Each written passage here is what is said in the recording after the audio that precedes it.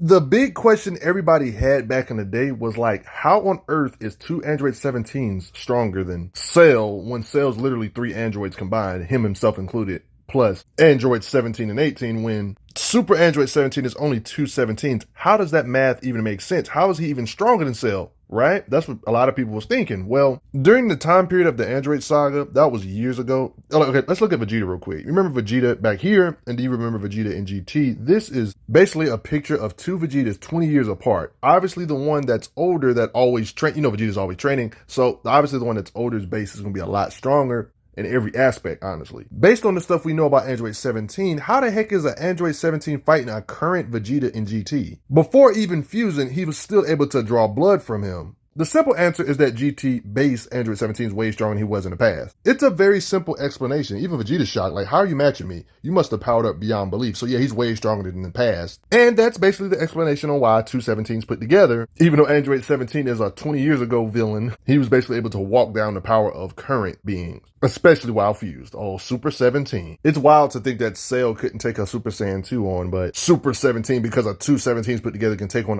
a Super Saiyan 4 level being and challenge him. Ain't that crazy? This Android 17 and this Android 17 have a lot of similarities. Both fought a Goku, but the only difference is that this 17 fought a God Goku, while this 17 fought a Goku in a different kind of sort of continuity in GT. I mean, I made a graph for you guys. Look how closely related the timelines are when you compare the canon stuff, the absolute canon up here, the manga, to like the GT stuff. The GT character of 17 went through a lot of similar events as the one up here, just minus the Super Saiyan God and Super Saiyan Blue fights and stuff. So the continuities diverge at a certain point. Look at it like this. Right here is the divergence point, is when the continuities kind of change. But a lot of this similar stuff still happened in the GT continuity. Maybe even with extra stuff, thanks to the anime continuity adding extras. So yeah, I'm not talking about him, but let's get into it, because I am talking about him. Dr. Gero might be the smartest character in this series. Like, he seriously needs to tell us what he's making these androids out of. I mean, heck, he even made himself an android. But anyway, Dr. Gero, his own creations murked him. Did this dude 17 kill his master again? Dr. Gero can't get a break. What kind of bad luck is this? Killed both his creators. Apparently, death can't stop Dr. Gero's schemes. He met another scientist and they created another Android 17, identical one basically, in hell while they're in the underworld. I mean, this is a fictional world, so of course you guys know the afterlife or hell has to interfere with the real world, stuff. There's like holes in reality that open up and crap to where these two actually did meet. These two identical 17s literally became one and fused permanently, basically becoming the ultimate android in the Dragon Ball GT continuity, thanks to these two. So obviously, not counting super events, anything these androids can do separately, the Super 17 I'm going over today can do better, so don't be surprised if I bring up their individual feats, because 17 can do that stuff and better. Hellfighter 17 and the original Dragon Ball Z 17. Due to him being a fused Android 17, basically, he does get extra perks like this that he wouldn't have normally. He gets this weird ability older androids in the previous sagas could do. Like Android 19 from the past can absorb literally ki blasts, making their energy blast kind of useless. Not only could Android 19 absorb energy, but not only could he absorb your ki blast, but he could just straight up grab you and just suck it up like this. So these kind of androids, you got to be careful at fighting close quarters combat with. There was a workaround when it comes to this energy absorption. You could just simply rip their hands off. You could almost look at it like a cheat code. Like, you see this energy blast? He doesn't have to absorb it through his hands. He can absorb it through his whole body, just opening his arms like this. The only bad part is that he can't counterattack doing this, though. I'll get back to that in a bit, because it's like a hack, so he can kind of change tiers because of that. He can do the Android 16 thing and remove his arm and shoot his own version of the Gatling gun. Just like literally every character in Dragon Ball series, he can shoot all kinds of energy projection type of blasts, whether it being spam type blasts, concentrated energy blasts. He even has his own super version of concentrated energy blast. I mean, he's a Dragon Ball character. Is it really a shock? These characters can blast holes in mountains or blast with nuclear-like explosion-sized stuff. Literally has the blast power to basically produce nuclear bomb-type power, like with laughable ease. He can use his energy blast to make a barrier to protect himself or clash with other beings' blast. But let's deep dive onto how strong is he really. You remember this being known as Super Saiyan Trunks, right? You know how this being at this point in time, Frieza, he so many times passed Earth Shattering, it's not even funny. Like, he literally made like an energy ball that was going to destroy the planet and much more, obviously, because characters in this power level is way above planet shattering level. This being Trunks literally catches this ball with laughable ease, guys. You're probably wondering why am I bringing this up? Well, when it comes to blast power, Frieza had his own little evolution the one on the very right is his mightiest and the left is his weakest. And without sugarcoating anything, him in his weakest days can destroy planets. What the heck do you think he can do right here when he can multiply his power over 200 times? Yeah, don't ask. Frieza's kind of diabolical. Yeah, he keep on destroying planets. Like, you remember when Frieza charges up this energy ball right here on Namek, when he wasn't in his bulky form, he wasn't in his buffed form, and he was able to do a ridiculously crazy planet Namek explosion. Like, let me show you. Yeah, sure, Frieza destroyed Namek, but he made an astronomically large explosion that can be seen throughout the freaking galaxy. If any of you know how galaxies work, you should not see a planetary explosion this zoomed out of the galaxy. This is a wide radius, an explosion wider than solar systems, like wider than a solar system. To make matters worse, Frieza held back. How the heck do you explain this? Where the heck are the stars? So now that you know that Frieza can produce this kind of blast that can be seen throughout the galaxy and mess up more than one star, blast radius is wider than solar systems, this is why Trunks doing this to Frieza's energy ball is insanity. Frieza himself looking shocked. Android 17 unfused. Keep in mind, this is before the big power-ups of Super 17, and he can do this to the same Trunks with the weight of his strikes. To make matters worse, the energy ball that Frieza used in this particular situation was apparently 10 times stronger than the one used on Namek. So that would basically be like a multiple solar system size explosion multiplied by 10. And Android 17, like before fusing, was able to strike with the weight of his hits and make this Trunks sleepy before fusing in GT. This is not necessarily breaking news or anything, but yeah, he can easily destroy planets with his punches. Even planets that make Earth look super small like Jupiter, he should have no problem breaking apart with his punching power, or similar weight to the energy needed to bust this stuff apart. The same with suns. Things that make Jupiter look small, Jupiter makes Earth look small, so yeah, they should have no problem destroying. It doesn't matter if we're talking about them fused or just straight up separately. On their own by themselves, they can destroy star-type stuff with their energy blast too, punches or blasts. You can kind of get an idea of Android 17's blast power, even without being unfused, by how much his barrier can withstand. For example, everything I mentioned about them being able to blast away suns, all this stuff should be the same concept with their energy projection. His shield kind of proves it, because Android 17 actually had to fight this being known as Piccolo. Somebody in his early days can easily destroy planetoids like the moon, vaporize them. I literally already showed you that Piccolo can easily destroy planets with his blast. And 17's skin or blows can push this stuff away. Friendly reminder, remember that feat I brought up earlier about Frieza being able to blast away multiple stars with his blast power? This Frieza's even stronger than that version of himself. This Piccolo's even stronger than this version of Frieza that can do that to all these stars with his blast. This shows how dense Android 17's key barriers can be. He can shield from somebody that can blast with way more force than Frieza. Somebody can blast away multiple solar systems and stars. Basically proving both these beings can blast away multiple stars,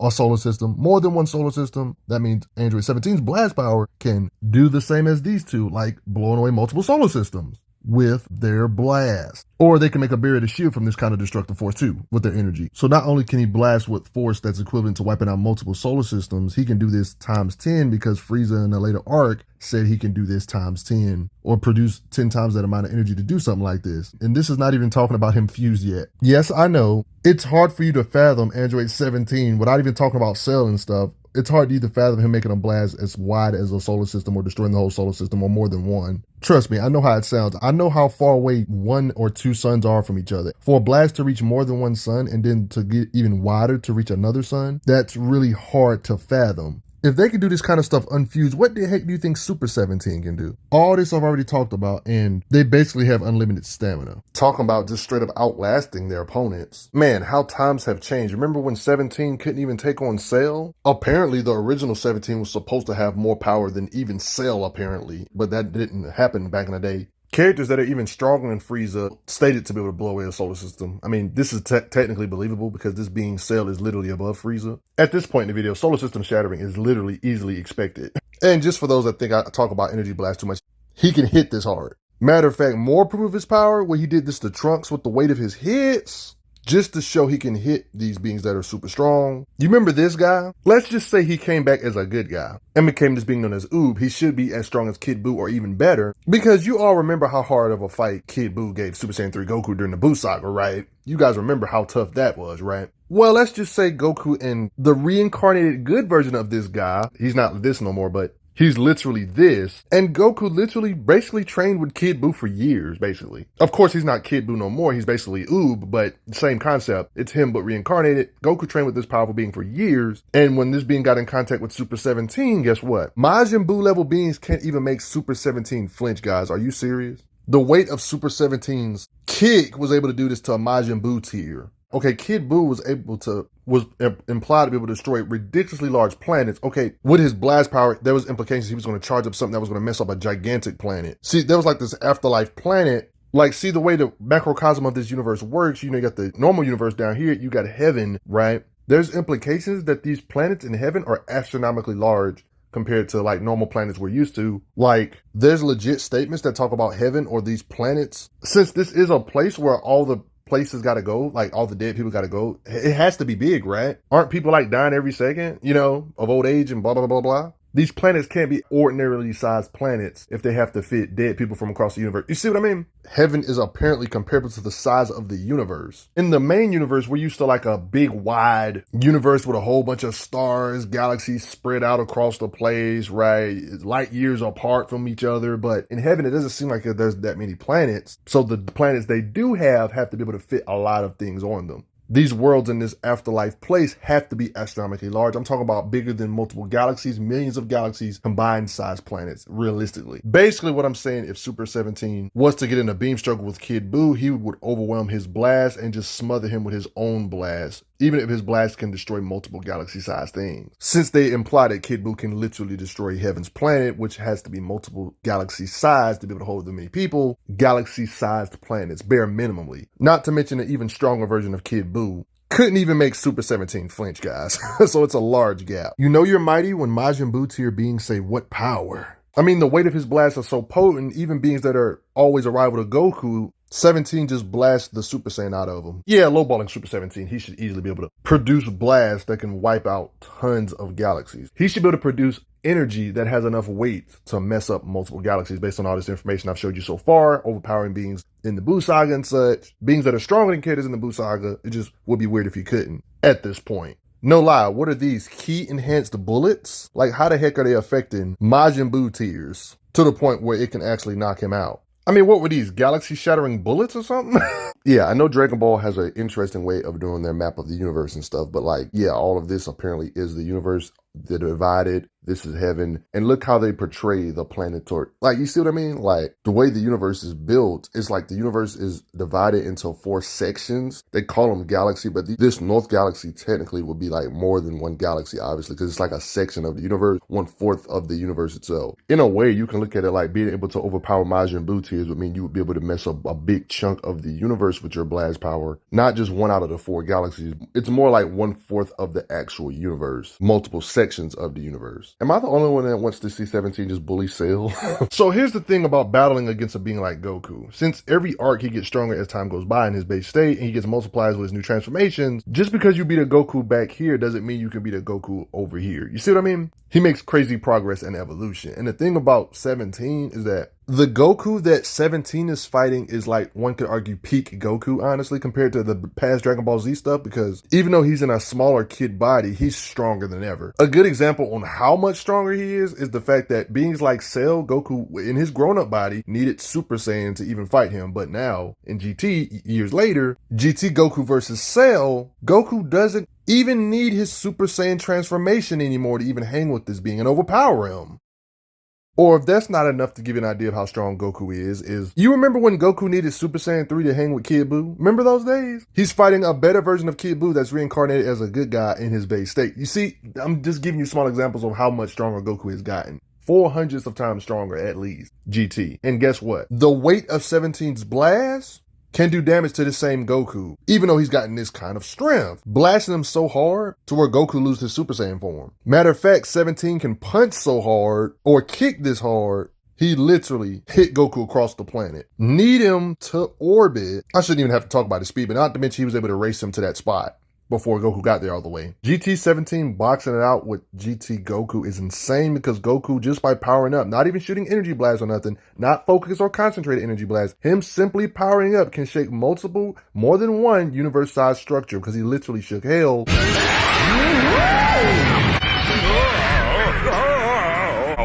power like that, he'll blow this place to smithereens, and he's not even fighting. This is the kind of raw energy Goku has in his body to be able to shake a universe-sized structure like this to the point where beings up here can feel it and it starts shaking. They even go as far as saying he's going to blow this place to smithereens without even fighting. Goku did this in his base state, guys. I mean, all this energy these characters can produce outward, we've seen their body withstand it. Like Goku right here, for example, withstanding a blast with his bare hand and stuff. Like his body can withstand this kind of raw output and stuff from energy and stuff. And Goku in his Super Saiyan state, we've seen Super 17 damage in GT. So it lets you know how strong 17 would have to be bare minimally. We've seen his punches literally collide with this same Goku that's this mighty.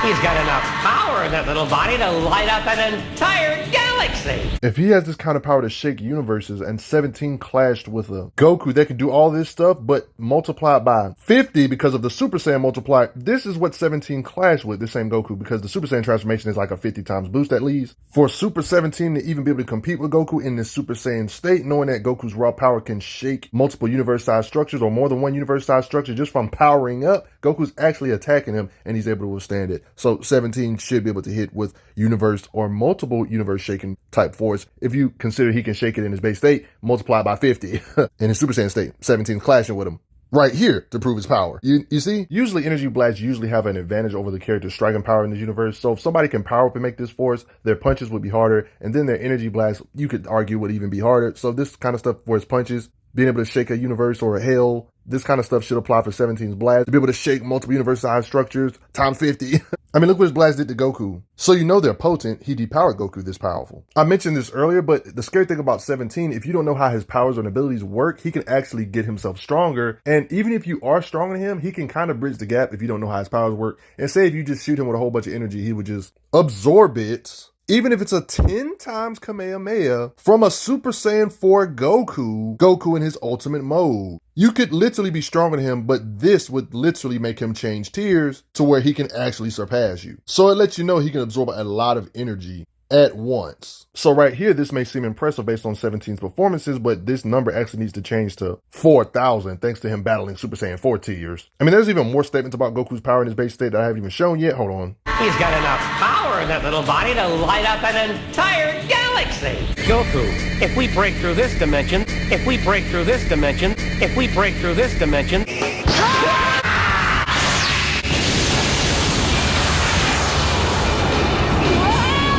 I guess it's partly Goku's fault on why 17 walked him down in power. He kept on blasting him, so 17 pretty much reached Super Saiyan 4 level power. Like, you literally see 17's blast power do that to Super Saiyan 4. And he was having a hard time getting up and scratches on him. Look at the weight of his kicks. Goku's definitely in pain. Literally trucks him like this. So yeah, partly thanks to Goku helping him out, but yeah, he can threaten multiple universe-sized structures, multiplied by 4,000 at least, probably, because we don't know the official multiplier for Super Saiyan 4. I'm using the most lowball one, times 10, multiplying Super Saiyan 3 times 10. Man, he really is the ultimate android. When you can produce blasts, basically, pretty much proven at this point that he should be able to level a universe, bare minimally being disrespectful, honestly. More than likely, you can level more than one based on him matching Goku, especially after absorbing this Kamehameha. He's literally on his level as a Super Saiyan 4 at this point in time. There's no doubt that he can threaten multiple afterlives and can pretty much tremble the macrocosm being comparable to Super Saiyan 4 level being. 17 really is the ultimate android, because you remember when Goku did this instant transmission Kamehameha that's hard to react to, and this is what got the advantage over Cell? Remember this? This same technique doesn't work on 17.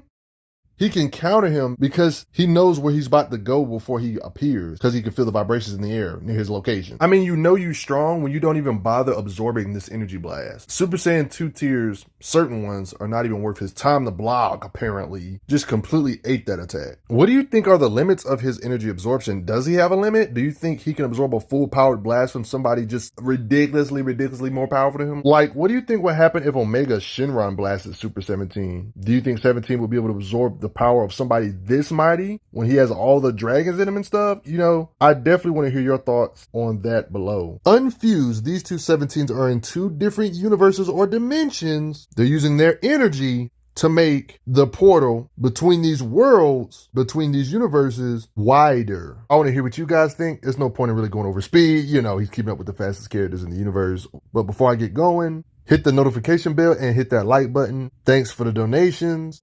I'm glad you are enjoying your time on the channel. Make sure you check out the playlist on the channel to see other How Strong videos. If you like what this channel is offering, make sure you hit that subscribe button, and I will see you guys later.